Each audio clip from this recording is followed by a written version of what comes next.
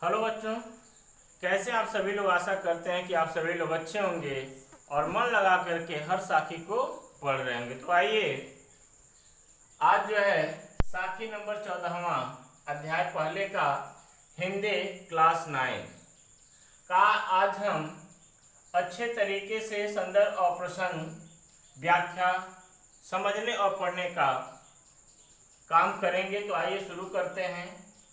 कबीरदास जी के द्वारा लिखी गई कितनी अच्छी लाइन है जो हमें बहुत कुछ सिखाने का प्रयास करती है। आइए शुरू करते हैं।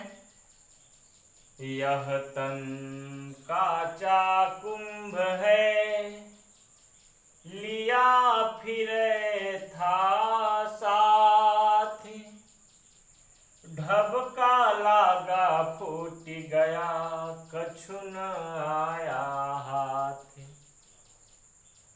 यह तन काचा कुंभ है, लिया फिरे था साथ, ढबका लागा फूट गया कछु न आया हाथ। देखिए, यहाँ रूपक अलंकार और अनुप्रास अलंकार दोनों होता है। जहाँ उपमेय और उपमान की बात किया जाए वहाँ रूपक अलंकार होता है, और जहाँ किसी भी वाक्य में किसी भी वर्ण की पुनरावृत्ति अगर बार बार होती है तो वहाँ पर अनुप्रास अलंकार होता है। तो आप ध्यान से देखेंगे तो यहाँ रूपक और अनुप्रास अलंकार हो जाता है। जैसे काचा कुंभ, तन काचा कुंभ में आपका रूपक अलंकार हो जाएगा, और क वर्ण की पुनरावृत्ति बार बार होने से यहाँ पर आपका अनुप्रास अलंकार हो जाता है। जैसे दो चीज दिया है, तन कुंभ में तन उपमेय तथा उपमान में समानता स्थापित होने के कारण यहाँ आपका रूपक अलंकार हो जाता है। अनुप्रास अलंकार काचा कुंभ में क वर्ण की आवृत्ति होने के कारण यहाँ अनुप्रास अलंकार हो जाता है। तो यहाँ आप ध्यान से देखेंगे। अब संदर्भ की बात अगर किया जाए तो संदर्भ में आप क्या लिख देंगे? पूर्वरत, क्योंकि इसके पहले आप पढ़े हैं। प्रसंग की बात किया जाए तो आपको बार बार हम यही कहते हैं कि प्रसंग में जब आप किसी साखी दोहे को आप पढ़ते हैं तो उससे जो अर्थ निकल करके आता है उसी को कम करके हम किसमें लिख देते हैं? प्रसंग में, उसी से संबंधित ही रहता है। तो आइए प्रसंग की बात किया जाए तो प्रसंग में क्या लिखेंगे? प्रस्तुत साखी में कबीरदास जी ने मानव शरीर की नाश्वर के बारे में नश्वरता का चित्रण किया है। व्याख्या की बात किया जाए तो व्याख्या हेडिंग बना करके हम लिखेंगे कि यह तन काचा कुंभ है, लिया फिरे था साथ, ढबका लागा फूट गया कछु न आया हाथ। आप देखिए, कबीरदास जी बता रहे कि यह तन माने शरीर, कच्चा, और कुंभ माने मिट्टी का जो बर्तन होता है उस मिट्टी के बर्तन के समान है।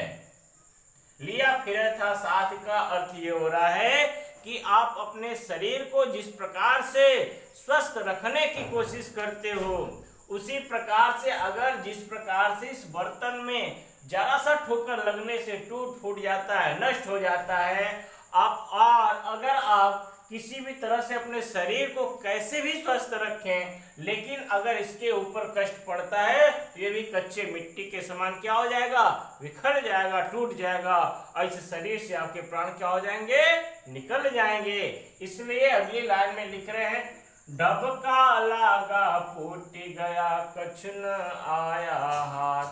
जिस प्रकार से मिट्टी का बर्तन ठोकर लगने से टूट जाता है उसी प्रकार से जरा सा भी ठोकर लगने से, कष्ट पड़ने से आपकी जो शरीर से प्राण है क्या हो जाएंगे?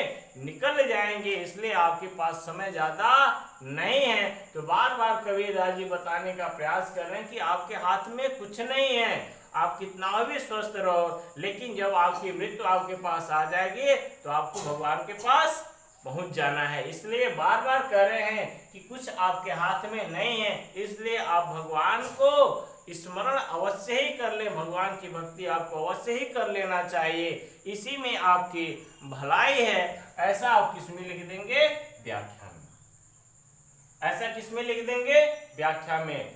आप एक बार और देख लो कि यह तन काचा कुंभ है, लिया फिरे था साथ, और ढबका लागा फूट गया कछ न आया हाथ। कबीरदास जी बार बार करेंगे, ये तन जो है, ये शरीर जो है, एक मिट्टी के बर्तन के समान है। जिस प्रकार से ठोकर लगने से मिट्टी के बर्तन चूर चूर टुकड़े टुकड़ों में बढ़ जाता है, खराब हो जाता है, नष्ट हो जाता है, उसी प्रकार से अपने शरीर को अगर कितना हो आप स्वस्थ रखो, लेकिन इस शरीर से कब प्राण निकल जाए कोई निश्चित नहीं है। इसलिए हमको भगवान की भक्ति के लिए समय निकाल करके उनकी भक्ति को कर लेना चाहिए। ऐसा आप किसमें लिख देंगे?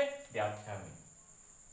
आप सभी लोगों का PS सरहिंदी लर्नर के माध्यम से जो कुछ भी पढ़ाया जा रहा है, समझाया जा रहा है, आप उस चैनल को अच्छे तरीके से जितना सहयोग कर रहे हैं, जितना आगे बढ़ाने की आप कोशिश कर रहे हैं, हम आप सभी लोगों का दिल से धन्यवाद देते हैं। इसी तरह से आप मेरे चैनल को आगे बढ़ाते रहें, और आपके लिए मैं अथक मेहनत करके आप लोगों के लिए अच्छे अच्छे शब्दों के माध्यम से, अच्छे अच्छे व्याख्यान के माध्यम से आप सभी लोगों को पढ़ाने की मैं कोशिश करता रहूँगा, और आप लोगों का बहुत बहुत धन्यवाद करता हूँ।